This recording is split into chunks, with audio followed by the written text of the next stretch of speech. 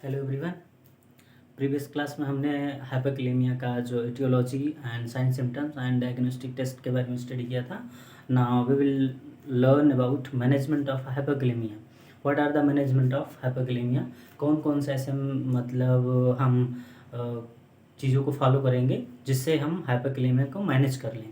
तो हम देखते हैं मैनेजमेंट में क्या क्या हाइपरकैलेमिया में करते हैं। हाइपरकैलेमिया एक लाइफ थ्रेटनिंग कंडीशन है, तो इसे हमें बहुत ही केयरफुली जो है देखना है और कैसे मैनेज करना है। तो देखते हैं हम कैसे मैनेज करते हैं हाइपरकैलेमिया वाले जो है मरीज को।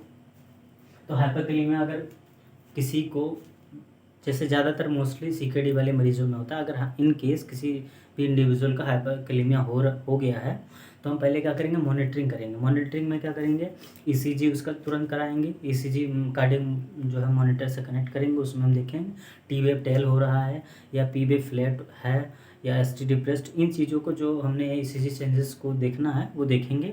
उसके बाद हमें बीपी, पल्स, रेस्पिरेशन और एसपीओ2 को देखना है। ये वाइटल मॉनिटरिंग होगी। मॉनिटरिंग के बाद अगर टी टेल है तो ये इंडिकेट कर रहा है कि हाइपरकैलेमिया। तो हाइपरकैलेमिया हम तुरंत क्या कराएंगे, एबीजी कराएंगे। एबीजी करा के हमें तुरंत पता चलेगा कि जो है इसका पोटेशियम लेवल बढ़ा हुआ है। तो तुरंत हमें क्या करना है, इनिशियल मैनेजमेंट करना। तो जितने भी उसके इंक्रीजिंग करने वाले, पोटेशियम को इंक्रीज करने वाले डाइट हैं या कोई मेडिसिन चल रहा है जो पोटेशियम को इंक्रीज कर रहा है, या जो है डाइट में वो ले रहा है जिससे पोटेशियम वाले डाइट को, उसे तुरंत स्टॉप करना है। वो मेडिसिन हो, डाइट हो, या उसका जो है आईवी से चल रहा, मान लो हाइपोकैलेमिया में था पहले, उसको फिर अचानक क्या हुआ, बढ़ गया। तो वो सारी चीज़ें जो इंक्रीज करती हैं पोटेशियम को, उनको हमें क्या करना है, स्टॉप करना, होल्ड करना है। फिर उसके बाद क्या करना है, नेक्स्ट हम केबाइड सेचेट दे सकते हैं। अगर इनिशियल माइल्ड है तो केबाइड, अगर माइल्ड हाइपरकैलेमिया है तो हम केबाइड सेचेट दे सकते हैं, जो कि पोटेशियम के जो है लेवल को बाइंड कर देगा, उससे बढ़ने नहीं देगा। नेक्स्ट नंबर हम क्या कर सकते हैं, हम अगर मॉडरेट है, मॉडरेट में क्या कर सकते हैं कि हम उसको एक्स्ट्रा सेलुलर स्पेस से हम इंट्रा में शिफ्ट करने के लिए injection calcium gluconate, injection calcium gluconate 10%, वो भी 10 ml का आता है, प्लस 10 यूनिट इंसुलिन एंड 25 और 50% डेक्सटोज। क्या करेंगे, उसे हम रैपिड ट्रांसफ्यूजन कराएंगे। तो पहला नंबर हमने क्या मॉनिटर करना है। दूसरा, hold which increasing the level of potassium. जो पोटेशियम के लेवल को वो ड्रग हैं, डाइट है, उनको क्या करेंगे, होल्ड कर देंगे, रिस्ट्रिक्ट कर देंगे। गिव पोटेशियम केबाइन सेचेट, केबाइन सेचेट देंगे, वो भी माइल्ड में। अगर सीवियर है तो तुरंत हमें ये सब नहीं करना है, फिर हमें डायलिसिस या ये देना है।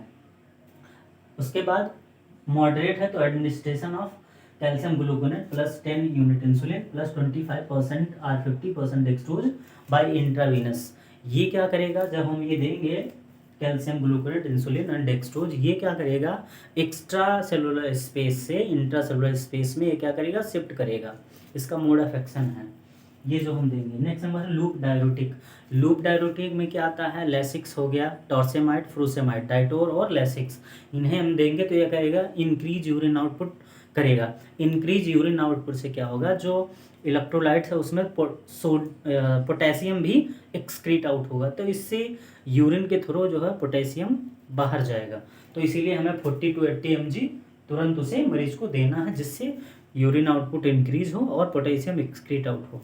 नेक्स्ट नंबर है सोडा बाइकार्बोनेट। अगर मरीज को एसिडोसिस की वजह से हुआ, मेटाबॉलिक एसिडोसिस है, मेटाबॉलिक एसिडोसिस वाली कंडीशन में हम क्या करेंगे, उसे हम इंजेक्शन सोडा बाइकार्बोनेट इस देंगे, जिससे वो क्या होगा, एक्स्ट्रा से जो है वो इंट्रा में शिफ्ट होगा, इंट्रासेलुलर स्पेस में शिफ्ट होगा, जिससे जो पोटेशियम का लेवल है बढ़ गया है वो नॉर्मल में आएगा। इन केस उसके बाद सल्ब्यूटामोल, जो अल्ब्यूटरॉल्स आते हैं, रेस्प्यूल्स आते हैं, इनसे क्या करेंगे, नेबुलाइज कराएंगे। मरीज को 10 से 15 मिनट तक इसे क्या करेंगे, 10 से 20 mg उसे क्या करेंगे, नेबुलाइज कराएंगे 10 से 15 मिनट तक। उसके बाद, और ये एक चीज़ कंट्रा इंडिकेटेड है, अगर कोई कार्डियक पेशेंट है, कार्डियक मरीजों में हम अल्ब्यूटरॉल नहीं यूज करेंगे, क्योंकि ये टैकीकार्डिया कॉज करता है, तो ये ध्यान रखना है। Next number sodium polystyrene sulphonate. ये क्या है, ओरली या रेक्टली हम इस मरीज को देंगे, जो क्या करेगा, एक्सक्रीट आउट करेगा स्टूल को, ज़्यादा स्टूल पास कराएगा, जिसकी वजह से कुछ पोटेशियम का लेवल जो है वो थ्रो स्टूल बाहर जाएगा, तो इससे भी पोटेशियम का लेवल जो है कम हो सकता है। लास्ट ऑप्शन क्या है हमारे पास, severe hyperkalaemia. Severe hyperkalaemia, moderate को तो हम मैनेज कर लेंगे ऐसे, लेकिन जब सीवियर हाइपरकैलेमिया है तो हमारे पास एक ही ऑप्शन है, डायलिसिस कराएंगे, जिससे हम मरीज को मैनेज कर सकते हैं। डायलिसिस करने के लिए हमें लगभग जितनी जल्दी हो सके 20 मिनट, आधा घंटा, 1 घंटा, जितना जल्दी इससे जल्दी हो सके हम उसको क्या करेंगे, डायलिसिस पे डालेंगे, तभी वो जो है हाइपरकैलेमिया हम ट्रीट कर सकते हैं। अगर मोर देन 8 और 9 हो गया है तो इस कंडीशन में मरीज़ की जान बचाने के लिए अर्जेंट हमें डायलिसिस लगाना पड़ेगा। तो these are the nursing management of hyperkalaemia, जो कि हम हाइपरकैलेमिया वाले मरीज में ये मैनेजमेंट हम करेंगे और ये चीज़ें हमें याद रखनी है। अब नेक्स्ट है nursing management.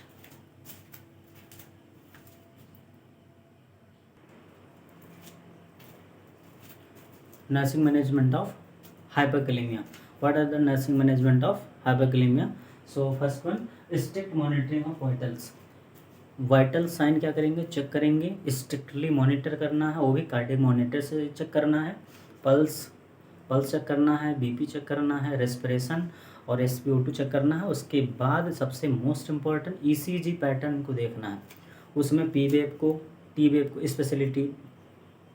Specially T waves को देखना है, जो कि हाइपरकैलेमिया में टी वेव इन्वर्टेड होते हैं, टेल हो जाता है, टी वेव टेल हो जाता है। तो स्पेशली हमें इसे देखना है, 4 चीज़ों को, टी वेव और QR कॉम्प्लेक्स वाइडनिंग हो रहा है कि नहीं हो रहा, और PR इंटरवल प्रोलॉन्ग हो रहे हैं या नहीं। तो इन चारों चीज़ों को स्पेशली हमें टी वेव को देखना है, वो एलिवेटेड है या नहीं है, नॉर्मल है। दूसरा नंबर, मॉनिटर IO चार्ट, उसका हमें इनटेक आउटपुट मेंटेन करना है, हमें पता चलेगा यूरिन आउटपुट कैसा। मान लीजिए वो CKD का मरीज है तो हमें इनटेक आउटपुट बहुत ही ज़रूरी होता है, इनटेक आउटपुट नोटिस करना। Next number, check potassium level by ABG। हमें प्रॉपर क्या करना है, कंटिन्यू थोड़े टाइम, मतलब कुछ टाइम पे पोटेशियम का लेवल चेक करते रहना है बाय ABG, जिससे हमें पता चले कि जो हम मैनेजमेंट कर रहे हैं उससे कम हो रहा है या नहीं हो रहा है। Next number, check the blood glucose level before. अगर हम इंसुलिन मरीज को दे रहे हैं तो पहले हमें RBS चेक कर लेना। मान लो आप पोटेशियम को कम करने के लिए ग्लूकोज के साथ हम वो दे रहे हैं, ठीक है, तो हमें एक बार RBS का लेवल भी चेक कर लेना। भले आप डेक्सट्रोज के साथ इंसुलिन और कैल्शियम ग्लूकोनेट दे रहे हैं, एक बार हमें चेक करना है RBS इसे देने से पहले। Next number, educate the patient and relatives. अब हाइपरकैलेमिया के बारे में मरीज को, अगर वो कॉन्शियस है, और उसके घर वालों को, रिलेटिव्स को बता देना है ये कैसा कंडीशन है और ये लाइफ थ्रेटनिंग भी होती है, इसमें जो है बहुत ज़्यादा रिस्क होता है, सारी चीज़ें उन्हें बता देनी है। Prepare for the patient for dialysis. अगर हाइपरकैलेमिया सीवियर हो गया है, मोर देन 7, 8, 9 हो गया है, जिसमें कोई मेडिकल मैनेजमेंट नहीं कर सकते, ओनली हम डायलिसिस कर सकते हैं, तो उसके लिए हम फैमिली को एडवाइस करेंगे, उन्हें जो है उनसे कंसल्ट लेंगे कि हमें डायलिसिस कराना है, जान बचाना है अगर मरीज का, तो हमें डायलिसिस कराना अनिवार्य है, नेसेसरी है, कंपलसरी है। तो उनसे कंसल्ट लेना है और तुरंत उस डायलिसिस के लिए प्रिपेयर कराना है, उन्हें उसके लिए एजुकेट करना है, उसके बेनिफिट क्या क्या हैं वो सारी चीज़ें आपको बताना है मरीज़ की जान बचाने के लिए। तो डायलिसिस के लिए हमें क्या करना, मरीज़ को प्रिपेयर करना है। तो डायलिसिस एक टॉपिक है जो कि हम आगे किसी क्लास में हम आपको बताएंगे। नेक्स्ट पॉइंट क्या है, प्रिपेयर इमरजेंसी रिससिटेशंस। हमें क्या करना, हाइपरकैलेमिया एक लाइफ थ्रेटनिंग कंडीशन है, तो इसमें कुछ भी हो सकता है, तो हमें अपनी इमरजेंसी ट्रॉली जो है, जिसमें इमरजेंसी ड्रग्स, इमरजेंसी इक्विपमेंट सारे क्या करना है, रेडी करना है, कि अगर कोई ऐसी कंडीशन आए, रिससिटेट करना पड़े मरीज को, तो हम क्या कर सकें, आसानी से कर सकें।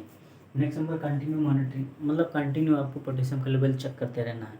तो और अगर सीवियर हो गया है हाइपरकैलेमिया तो हमें डायलिसिस ही एक ऑप्शन है जिसमें हम डायलिसिस कराएंगे, जिससे मरीज को हम बचा सकते हैं। तो डायलिसिस का जो क्लास है वो हम किसी अदर जो है क्लास में हम अटेंड करेंगे।